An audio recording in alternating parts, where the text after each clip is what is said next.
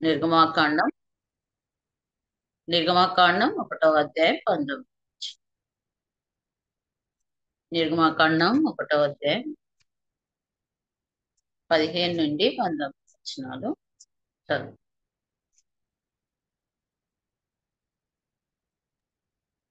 మరియు ఐగుప్తు రాజు సిప్రాపోయాను హెబ్రీయుల మద్రసానులతో మాట్లాడి, మీరు హెబ్రీ స్త్రీలను మద్రసాని పని చేయించు వారిని కాన్పుపీటల మీద చూచినప్పుడు మగవాడైన ఎడల వాని చంపుడి, ఆడుదైన ఎడల దాని బ్రతకనీయుడని వారితో చెప్పెను. అయితే ఆ మంత్రసానులు దేవునికి భయపడి ఐగుప్తు రాజు తమకు ఆజ్ఞాపించినట్లు చేయక మగపిల్లలను బ్రతకనీయగా, ఐగుప్తు రాజు ఆ మంత్రసానులను పిలిపించి, మీరెందుకు మగపిల్లలను బ్రతకనిచ్చితిరి? ఈ పని ఎలా చేస్తురని అడిగారు. అందుకు ఆ మంత్రసానులు, హెబ్రీ స్త్రీలు ఐగుప్తు స్త్రీల వంటి వారు చురుకైన వారు. మంత్రసాని వారి యొద్దకు వెళ్ళకుంటే వారు ప్రసవించిందురని వారితో చెప్పిరి. ఇది మరి మనకు తెలిసిన భాగమే. ఇక్కడ మరి హెబ్రీ మరి మంత్రసానులకు మరి ఐగుప్తు రాజు మరి ఆజ్ఞాపిస్తున్నట్లుగా మరి మగపిల్లవాడైనట్లా చంపివేయమని, ఆడదైనట్లా బ్రతకనేమని మరి ఆజ్ఞాపించినప్పుడు మరి వారు ఇచ్చిన సాక్ష్యము హెబ్రీ స్త్రీలు చురుకైన వారు. ఈరోజు మన ధ్యానం చురుకైన స్త్రీల గురించి కొన్ని కొన్ని మాటలు మనం చూసుకుంటాం. వాటిగా చురుకైన స్త్రీలు మనం ఇంగ్లీష్ లో చూసినట్లయితే సత్ప్రవర్తన కలిగిన స్త్రీలు. సత్ప్రవర్తన కలిగిన స్త్రీలకు కొన్ని లక్షణాలు కూడా ఇక్కడ ఇవ్వబడ్డాయి. అవేంటివి అంటే, మొదటిగా విశ్వాసము, ప్రేమ, యథార్థత, నిరీక్షణ, మానవత్వము, మరి అంతేకాదు దయ, మరి జ్ఞానము, మరి సహనము, మరియు మరి నీతిగా గౌరవము, ఇలా అనేక లక్షణాలు ఇక్కడ ఇవ్వబడ్డాయి.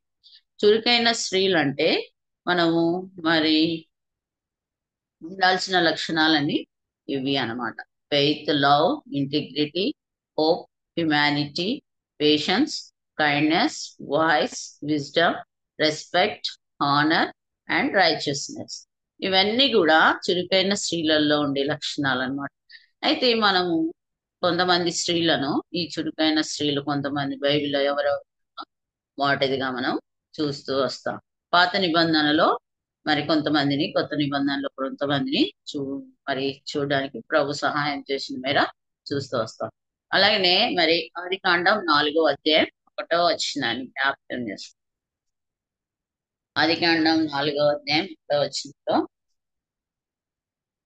ఆదాము తన భార్య అయిన హవ్వను కూడినప్పుడు ఆమె గర్భవతి అయి కయీనుకని, యెహోవా దయ వలన నేను ఒక మనిషిని సంపాదించుకున్నాను నేను. మరి ఇక్కడ మరి ఆదాము హవ్వ మరి ఏదేను వనంలో నుండి తోలివేయబడినారు. మంచి చెడ్డల తెలివిని వృక్ష ఫలం విధించినప్పుడు మరి వారు దేవుని దేవుని ఎదుట మరి పాపం చేసిన వారుగా మరి వారు ఉంటూ ఉన్నారు. ఆజ్ఞ అతిక్రమమే పాపం కాబట్టి మరి వారు అతిక్రమించడాన్ని బట్టి మరి వారు పాపం చేసి మరి వారు దిగంబరులని తిరుగుతూ వచ్చారు. అయినను హవ్వ ఇక్కడ ఏమంటుంది? యెహోవా దయ వలన నేను ఒక మనిషిని సంపాదించుకున్నాను. అంటే దేవుని ఎడల ఈమె కూడా ప్రేమ ఉంది. అంతేకాదు ఆమె దేవుని కూడా గణపరుస్తోంది. అదే మనలాంటి వాళ్ళమైతే దేవుడు తోసేసినలే, ఇంకా నేను ఏమి చేయలేను, దేవుని గురించి ఇంకా ఒక మాట నేను మాట్లాడతాను.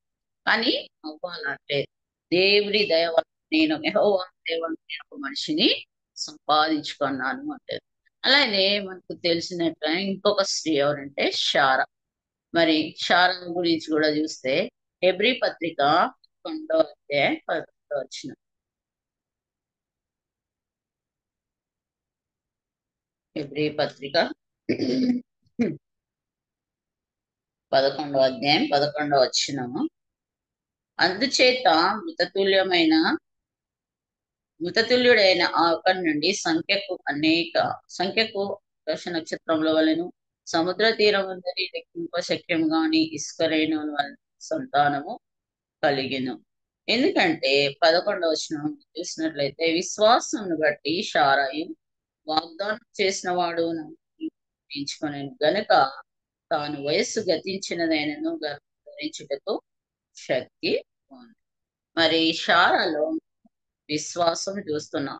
అవును, మరి దేవుడు మరి దర్శించడానికి వచ్చినప్పుడు మరి మీదటికి కాలంలో నీ కుమారుడు కలుగునందుకు ఆమె కూడా నవ్వింది గాని దేవుని యందు ఎంతో విశ్వాసం ఇచ్చి మరి వాగ్దానం చేసిన వాడు తగిన వాడని ఎంచుకునేది కాబట్టి వయస్సు గతించినను గర్భం ధరించడానికి శక్తి పొందుతున్నట్టు కూడా వచనంలో మనం చూస్తాం.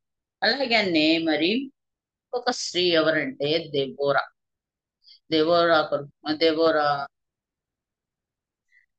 న్యాయాధిపతుల గ్రంథం 4వ అధ్యాయం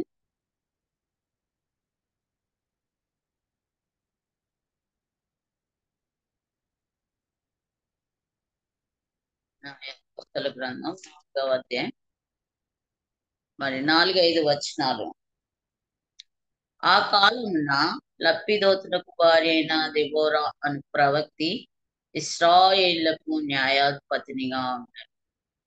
మరి ఇక్కడ దెబోరా చూసినట్లయితే దెబోరా మొదటిదిగా ప్రవక్తి, రెండవదిగా తను న్యాయాధిపతినిగా. అలాగనే మరి ఇంకా ఆమె ఏం చేస్తుందంటే యుద్ధంలో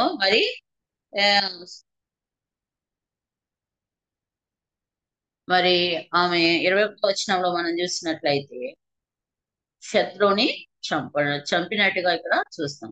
పిమ్మట హెబెరు భార్య అయిన యాయేలు గుడారపు మీకు తీసుకొని సుత్తె చేత పట్టుకొని అతని యొద్దకు మెల్లగా వచ్చి అతనికి అలసట చేత గాఢ నిద్ర కలిగి ఉండగా నేలకు దిగునట్లు ఆ మేకను అతని కంతలలో దిగగొట్టెను. అంతేకాదు ఈమె శత్రువుని చంపడానికి కూడా మరి వెడుకాడని స్త్రీగా మనం ఇక్కడ చూస్తుంటున్నాం. ప్రభు పనిని ప్రతిబింబింపజేసే స్త్రీగా మనం ఇక్కడ మరి దెబోరాని చూస్తూ ఉంటాం. అలాగే మనము 14వ వచనంలో చూసినట్లయితే దెబోరాలేమో యెహోవా సిసెరాను నీ చేతికి అప్పగించిన దినము ఇదే, యెహోవా నీకు ముందుగా బయలుదేరిన అని బారాకుతో చెప్పినప్పుడు మరి తను శత్రువుని చంపడానికి మరి తను తాను సిద్ధపరుచుకుంటున్నట్టు ఇక్కడ మనము దెబోరా గురించి కూడా చూస్తాం. అలాగనే మరి ఇంకా మనం చూసినట్లయితే సిప్పోరా, మోషే గారి భార్య సిప్పోరా. మరి నిర్గమాకాండము 2వ అధ్యాయం 15వ వచనంలో ఫరో ఆ సంగతి విని మోషేని చంపజొచ్చని గాని మోషే ఫరో ఏట నుండి పారిపోయి మిద్యాను దేశంలో నిలిచిపోయి ఒక బావి యొద్ద కూర్చుండెను. 16వ వచనం. మిద్యాను యాజకుడికి 7 కుమార్తెలుండిరి.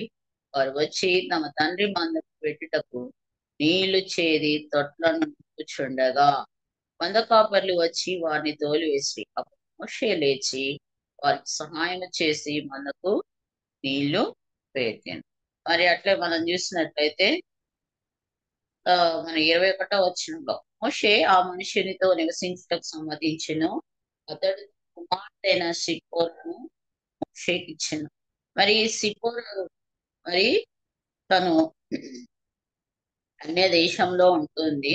మరి అన్య దేశంలో ఉంటుంది. మరి ఇశ్రాయేల్ అయినప్పటికీ మరి వివాహం చేసుకోవడానికి మోషే గారు వచ్చినట్టుగా చూస్తాం. అట్లాగే మరి సిప్పోరా కూడా ఏం చేసిందంటే మనం చూస్తే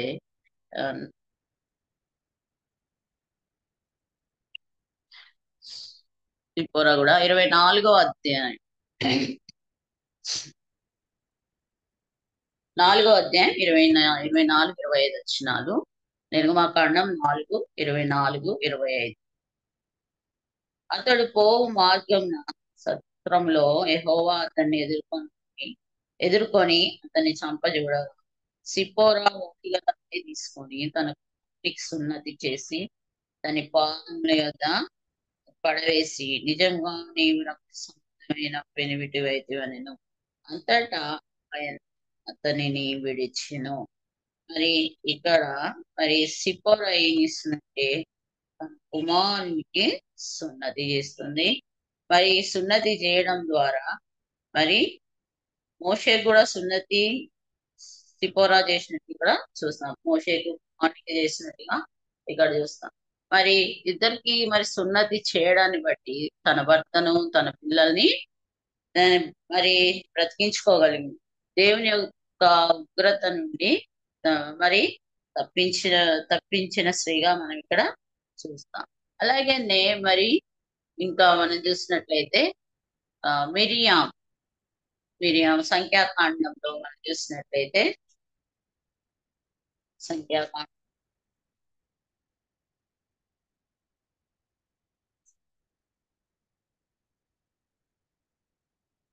12వ అధ్యాయం మాటగా మాట వచ్చినంత మోషే కూషు దేశపు స్త్రీని పెళ్లి చేసుకొని ఉండెను గనుక అతడు పెళ్లి చేసుకున్న ఆ స్త్రీని బట్టి మిరియాము ఆహారంలో అతనికి విరోధంగా మాటలాడిరి.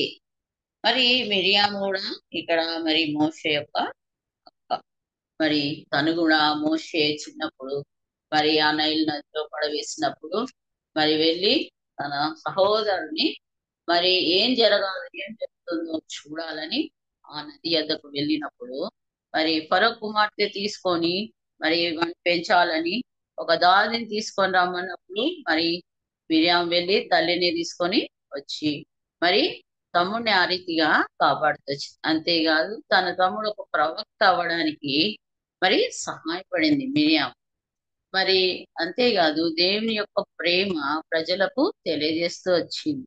మరి తెలియజేస్తూ వచ్చింది కానీ ఒకానొక సందర్భంలో మరి తమ్ముడు అయిన మోషేకి వ్యతిరేకంగా మాట్లాడుతూ వచ్చిన దాన్ని బట్టి ఆమెకు కుష్ఠరోగం వచ్చినట్టుగా మనం ఇక్కడ చూస్తాం. 9వ వచనంలో మనం చూసినట్లయితే మేఘమును ప్రత్యక్ష గుడారం మీద నుండి ఎత్తబడెను. అప్పుడు మిరియాము హిమ పట్టి తెల్లని కుష్టి గలదాయను. మరి ఇక్కడ దేవుని సేవకు వ్యతిరేకంగా మాట్లాడింది కాబట్టి దేవుడు మోషేని ఏర్పరచుకున్నాడు కాబట్టి తన పరిచర్య కొరకే మరి తనకు వ్యతిరేకంగా తన అప్ప మాట్లాడుతూ ప్రభు మిరియామును మరి కుష్టి రోగంతో మొత్తినట్టుగా మనం ఇక్కడ చూస్తాం. అహరోను మిరియాము వైపు చూచినప్పుడు ఆమె కుష్టి గలదిగా కనబడింది. మరి అంతేకాదు అనేక సార్లు మరి బుద్ధిపూర్వకంగా మరి అనేక తప్పిదాలు మరి సేవకు పక్షాన మాట్లాడు బుద్ధిపూర్వకంగా తెలిసి తెలియక మాట్లాడు అని సేవకులకు విరోధంగా మనము మాట్లాడకూడదు అనేది దీని భావం. మనం మాట్లాడినప్పుడు సరే మన చుట్టూ వాళ్ళు ఎవరు వినరు కానీ దేవుడు విని తగిన కాలం ముందు మనల్ని శిక్షించేవాడుగా ఉంటాడు. అలాగనే మరి ఇంకొక స్త్రీ గురించి చెప్తాను. తను తామారు. ఈమెయితే మరి సత్క్రియ లేని స్త్రీ.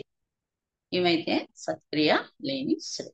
ఈమెమనుకుంటుంది తన భర్త చనిపోయినాడు, తన మరిది చనిపోయినారు, అందరు చనిపోయినారు, తన మామయ్య. మరి తన మామ యొక్క నిజ స్థితి, తన మామ యొక్క మరి కపటోపాయం మరి అన్ని ఇతరులకు తెలియజేయాలని తను అనుకుంటదను. అనుకొని తను మరి వేషం వేసుకొని దారిలో కూర్చుని మరి ఉంటుంది. మన ఆదికాండంలో చూసినట్లయితే మరి 38వ అధ్యాయం 23వ వచనంలో ఆదికాండం 38లో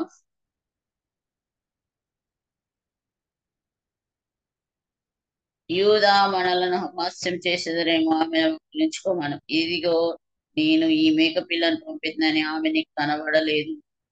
అంతేకాకుండా మనకి బాగా తెలుసు మరి ఈమె మరి యూదాతో వ్యభిచారం చేసినట్టుగా ఇక్కడ చూస్తాం. మరి యూదా కూడా వేశ్య అనుకొని తన పిల్లల దగ్గరికి వెళ్ళి ఇక్కడ చూస్తాం. కానీ ఇలాంటి మరి సత్య లేని స్త్రీని కూడా మరి యేసుక్రీస్తు ప్రభువారు మరి ఆమెను క్షమించి ఆమెను యేసుక్రీస్తు వంశావళిలో చేర్చినట్టుగా మనం చూడొచ్చు. మత్తయి సువార్త 1వ అధ్యాయంలో మనం చూసినట్లయితే మత్తయి సువార్త 1వ అధ్యాయం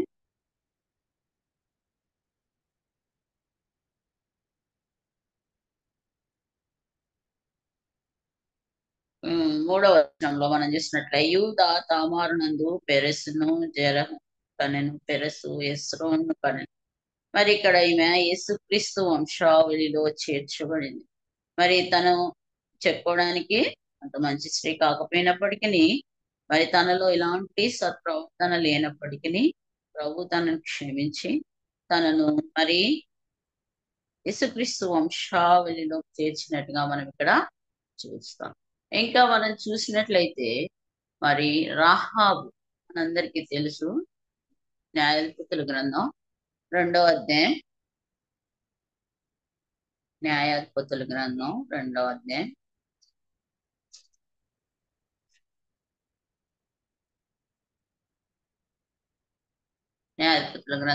అధ్యాయం 3వ వచనం. మీరు చేసిన పని ఎట్టిది కావున నేను మీ ఎదుట నుండి ఈ దేశ నివాసులను వెళ్ళగొట్టను. వారు మీ పక్కన స్థూలంగా ఉందరు, వారు మీ ప్రక్కన స్థూలములుగా ఉందరు, వారి దేవతలు మీకు ఊరిగా నుందురని చెప్పాను. మరి ఇక్కడ మనం చూసినట్లయితే న్యాయాధిపతుల గ్రంథం మరి వీరు యెహోషువ 2 సరే యెహోషువ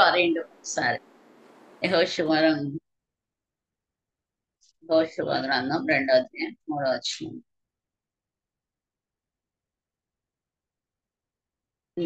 2వ అధ్యాయం 3వ వచనంలో దేశంను వేగు చూచుటకు ఇశ్రాయేలు యొద్ద నుండి మనుషులు రాత్రి వేళ ఇక్కడికి వచ్చినని ఎనుకో రాజునకు వర్తమానం వచ్చిన. అతడు నీ యొద్దకు వచ్చిన నీ ఇంట చేరిన మనుషులను వెలుపలికి తీసుకొని రాము. వారు ఈ దేశం అంతటినీ వేగు చూచుటకై వచ్చిరని చెప్పుటకు రాహాబు యొద్దకు మనుషులను పంపగా ఆ స్త్రీ ఆ 2 మనుషులను తోడుకొని వారిని దాచిపెట్టి, మనుషులు నా యొద్దకు వచ్చిన మాట నిజమే, వారెక్కడి నుండి వచ్చిరో నేను చీకటి పడుచుండగా గవిని వేయబడ్డాను. ఆ మనుషులు వెలుపలికి వెళ్ళిరి. వారెక్కడికి పోయిరో నేను ఎరుగను, మీరు వారి శీఘ్రంగా తరిమి రాని చెప్పి తన మీద నుండి ఆ 2 ఎక్కించి దాని మీద ఆసివేసి ఉన్న జనపపెట్టెలో దాచిపెట్టాను. నీతిగా ఏం చేసిందంటే వారిని దాచిపెట్టింది, వారిని మరి కాపాడింది. అట్లాగే మరి కాపాడటాన్ని బట్టి ఆమె తనను తన కుటుంబాన్ని రక్షించుకోగలిగింది. మరి అంతేకాదు రాహాబు కూడా మరి ఒక వేశ్యనే అయినప్పటికీ దేవుడు మరి ఆమె చేసిన మరి తన ఆమె చేసిన మేలును బట్టి ఆమెను కుటుంబాన్ని రక్షించినట్లుగా చూస్తాం. అంతేకాదు మరి 15వ వచనంలో యెహోషువ గ్రంథం 2వ అధ్యాయం 15వ వచనంలో ఆమె ఇల్లు పట్టణం ప్రాకారం మీద ఉండెను, ఆమె ప్రాకారం మీద నివసించున్నది కనుక తాడు వేసి కిటికీ ద్వారా నింపెను. ఆమె మిమ్మల్ని తరమబోయిన వారు ఎదురుగా వచ్చేదరేమో, మీరు కొండలకు వెళ్ళి తరమబోయిన వారు తిరిగి వచ్చే వరకు 3 దినములు ఆ చిట దాగి ఉండడి, తర్వాత మీరు త్రోవను వెళ్ళని వాడుతానుగా. ఆ మనుషులు ఆమె తిట్టండి, ఇదిగో మేము ఈ దేశం వచ్చేవారు కనుక నీవు మా చేత చేయించిన ఈ ప్రమాణం విషయమై మేము నిర్దోషులం అన్నట్లు నీవు మమ్మల్ని దింపిన ఈ కిటికీకి ఎర్రని దారం కట్టి నీ తండ్రిని నీ తల్లిని అన్నదమ్ములను నీ తండ్రి ఇంటి వారందరినీ నీ ఇంట చేర్చుకొని మరి మేము తిరిగి వస్తాము, ఈ దేశాన్ని స్వాధీనపరుచుకుంటాం. అప్పుడు నీ కుటుంబము మరి కాపాడబడితే నువ్వు ఇచ్చానంటే ఎర్రని దారాన్ని కట్టుకోండి. మరి ఆమె గుర్తుగా ఎర్రని దారం కట్టింది. అంతేకాదు తండ్రిని తల్లిని అన్నదమ్ముల చెల్లెలందరినీ మరి ఇంటిలో చేర్చుకుంది. ఈమె ద్వారా అందరినీ రక్షించుకోగలిగింది. అలాగనే మన ఈమెను కూడా యేసుక్రీస్తు వంశావళిలో ప్రభు చేసినట్టుగా మనం ఇక్కడ చూస్తాం. మరి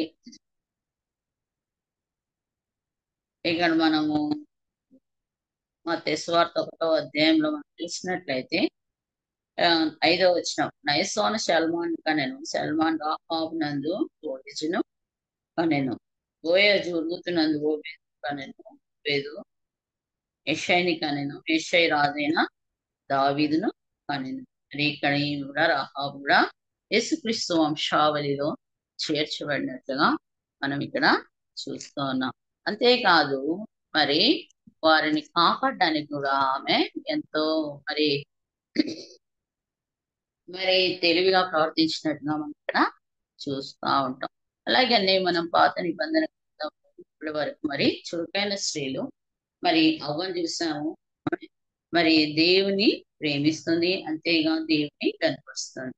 అలాగే శారంగా మరి వాగ్దానం చేసిన వాడు నమ్మదగిన వాడని విశ్వాసం ఉంచి మరి తను వయసు గణించినప్పటికీ గర్వం ధరించడానికి శక్తి పొందింది కాదు. అలాగే దెబోరా కూడా ప్రభు పనిని ప్రతిబింబింపజేసి మరి దేవుని గణపరిచి మయంపరిచిన దానిగా మనం ఇక్కడ చూస్తున్నాం. అలాగే సిప్పోరా మరి తన భర్తను తన పిల్లల్ని ఆత్మీయంగా బ్రతికించుకోగలిగింది, దేవుని యొక్క ఉగ్రత నుంచి తప్పించుకోగలిగింది. అలాగే మిరియాము కూడా మరి తన తమ్ముడి యొక్క పరిచయ కొరకై సహకారిగా ఉంది. అదే సమయం మరి తన తమ్ముడికి వ్యతిరేకంగా మాట్లాడు మరి కుష్ఠ వ్యాధి చేత కొత్తబడినట్లుగా ఇక్కడ. అలాగే తాము సత్య లేనప్పటికీ మరి తను దేవుడు తనను క్షమించి మరి తనను మరి యేసుక్రీస్తు వంశావళిలో చేర్చినట్టుగా ఇక్కడ చూస్తాం.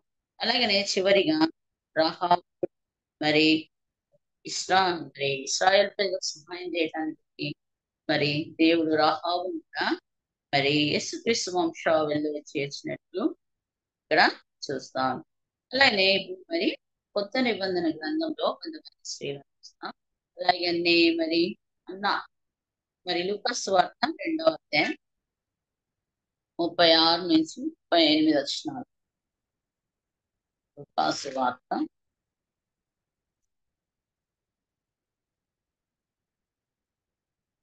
2వ అధ్యాయం 36.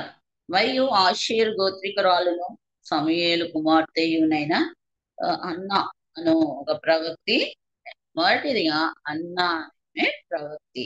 రెండవదిగా కన్యత్వం మొదలు 7 ఏళ్ళు పెనిమిడితో సంసారం చేసి బహుకాలం గడిచినదే 84 సంవత్సరంలో విధవరాలైండి దేవాలయంలో ఒక ఉపవాస ప్రాంతంతో రేయింబగలు సేవ చేయించుండెను. మరి ఈమె కూడా ఎలాంటి సేవ చేసిందంట? దేవాలయంను విడవక ఉపవాస ప్రార్థనలతో రేయింబగలు సేవ చేస్తుంది. అంటే మనము మన యొక్క ప్రార్థన జీవితం ద్వారా కూడా సేవించవచ్చని ఇక్కడ అందరికి తెలియజేస్తుంది. మనము వెళ్ళి సువార్త చెప్పేవారు మనం తీర్చేవారు, మనం యొక్క పరిచర్యలో పాల్గొందిన వారు. అలాగే అకుల ప్రిస్కిల వారు కూడా పౌలు యొక్క పరిచర్యలో పాల్గొందినారు. అలాగే ఈ రీతిగా అనేక పరిచర్యలో అలాగే మనం చూసినట్లయితే 12 ఏళ్ల నుంచి రోగం కలిగిన స్త్రీ కూడా ప్రభునందు విశ్వాసం ఉంచింది. మత్తయి సువార్త 9వ అధ్యాయం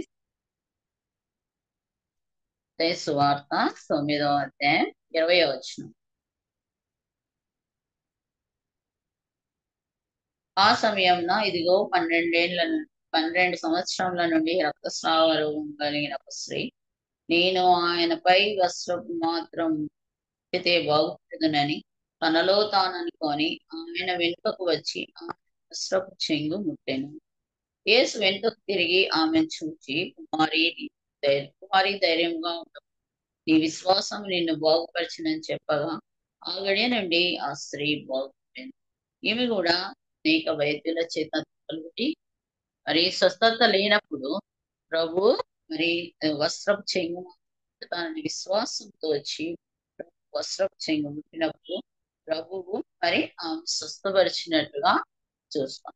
అలానే మగ్దలేని మరియ కూడా మరి ప్రభు యొక్క పునరుద్ధానాన్ని మరి శిష్యులకు తెలియజేయడానికి మరి తన సాధనంగా ఉండింది. మనం మత్తయి సువార్త 27వ అధ్యాయం 28వ వచనంలో మనం చూసినట్లయితే మత్తయి సువార్త 27 27వ అధ్యాయం 28వ వచనంలో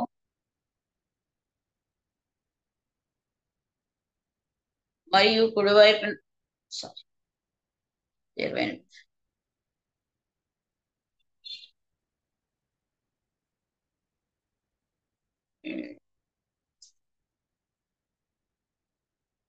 28వ అధ్యాయంలో మనం చూసినట్లయితే మరి ఇక్కడ మనం చూడొచ్చు 1వ వచనంలో, విశ్రాంతి దినం గడిచిపోయిన తర్వాత ఆదివారం తెల్లవారుచుండ మగ్దలేని మరియు వేరొక మరియు సమాధిని చూడవచ్చిరి.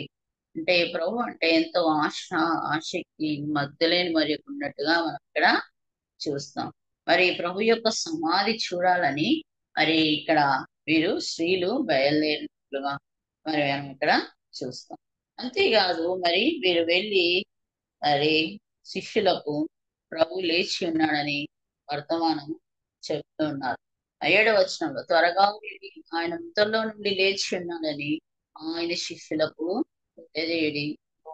ఆయన గలిలయలోనికి మీకు ముందుగా వచ్చిన్నాడు. అక్కడ మీరు ఆయన చూతురు, ఇదిగో మీతో చెప్పుతున్నాను. మరి ఇక్కడ స్త్రీలు మరి యేసు ప్రభు వారి సమాధి చూస్తున్నారు. మరి ఈ యొక్క సువార్త మరి యేసు ప్రభు వారు మృతుల్లో నుండి లేచినాడని మరి ఆ యొక్క వార్తను మరి శిష్యులకు తెలియజేయడానికి వెళ్తున్నట్టుగా మనం ఇక్కడ చూస్తాం. అలాగే మన యొక్క పని కొరకై మరి అన్నమాట ప్రభు యొక్క పనిలో ఆసక్తి కలిగి చేయాలని మగ్దలేని మరియ ద్వారా మనం తెలుసుకుంటాం. అలాగే మనం ఇంకా చూసినట్లయితే యోహాను సువార్త 19వ అధ్యాయం 20వ వచనంలో,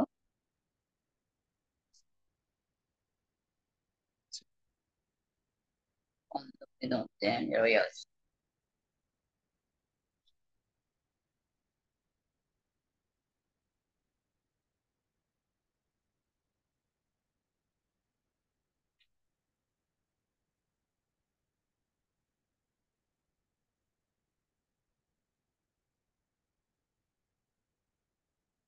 సారీ 20వ అధ్యాయము 2వ వచనంలో మనం చూసినట్లయితే, గనుక ఆమె పరిగెత్తుకొని సీమోను పేతురు వద్దకు, యేసు ప్రేమించిన మరి యొక్క శిష్యుని వద్దకు వచ్చి, ప్రభువు సమాధిలో నుండి ఎత్తుకొని పోయారని, ఆయన ఎక్కడ ఉంచిరో ఎరగమని చెప్పాను.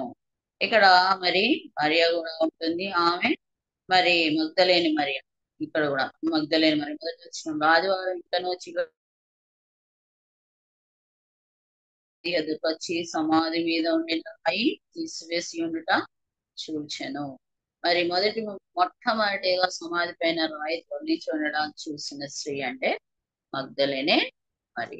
అలాగే మనం ఇంకా చూసినట్లయితే సామరయ సరే సామరయ స్త్రీ మనందరికి తెలుసు. యోహాను సువార్త 4వ అధ్యాయంలో, యోహాను సువార్త 4వ అధ్యాయం 28, 29 వచనాలు.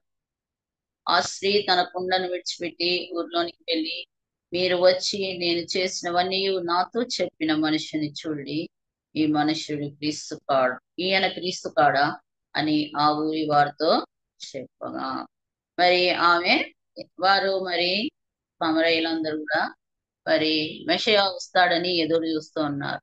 కానీ మరి తను చేసిన పనులన్నీ తనతో చెప్పిన ఆయన మెస్సయ్య అని ఆమె గుర్తెరుగా ఉన్నట్లు ప్రభు ఆమె మనోనేత్రంలో వెలిగించిన కన్నులు తెరిచినట్టుగా మనం ఇక్కడ చూస్తాం. మరి అంతేకాదు, ఎంతో కాలం నుంచి ఎదురు చూస్తున్న ఈ మెస్సియా ఈయనే అని దృఢపరుచుకొని అందరికీ సాక్ష్యం ఇస్తుంది ఆయన గురించి, ఈయనే మెస్సియా అని. అలాగే ఇంకా మనం చూసినట్లయితే అపోస్తల కార్యంలో 16వ అధ్యాయం అపోస్తల కార్యం,